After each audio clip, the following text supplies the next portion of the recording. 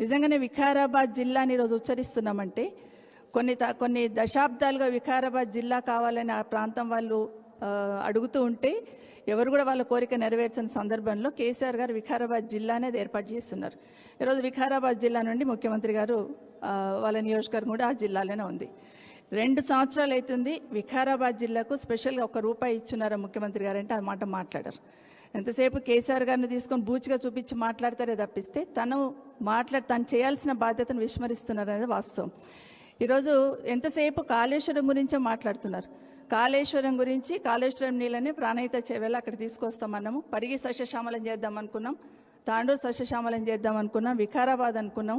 ఇవన్నీ మాట్లాడుతున్న సందర్భంలో నిజంగానే మీకు అంత చిత్తశుద్ధి ఉంటే ఇప్పుడు మాట్లాడుతున్న హరీష్ రావు గారు చెప్పినట్టు పాలమూరు రంగారెడ్డికి సంబంధించిన ప్రాజెక్టు 80% పూర్తయింది కదా, కాల్వలు మాత్రమే దొవ్వాలి కదా, ఎందుకు దాని మీద దృష్టి పెట్టట్లేదు ముఖ్యమంత్రి గారు అని అడుగుతా ఉన్నాను.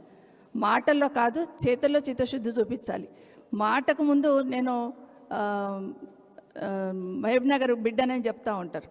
మరి చెప్తున్న సందర్భంలో ఆ ప్రాంతంలో వికారాబాద్ జిల్లాలో పరిగి వికారాబాద్ తాండూరులో సాగునీరు కావాలి కదా, మరి కొంచెమే పని ఉంది, ఆ పని చేయాలనే ధ్యాస ఎందుకు రావట్లేదు? నిజంగా నా ప్రాంతం సస్యశ్యామలం చేయాలంటే ముందు పాలమూరు రంగారెడ్డి గురించి మాట్లాడకుండా కాళేశ్వరంలో మళ్ళీ తమ్మిడిహెట్టి దగ్గర నేను ప్రాజెక్ట్ మొదలుపెట్టి తీసుకొస్తాను మాట మాట్లాడుతున్నారు. ముందు పాలమూరు రంగారెడ్డి పూర్తి చేసి మీ చిత్తశుద్ధి నిరూపించుకోండి అని కోరుతా ఉన్నాను.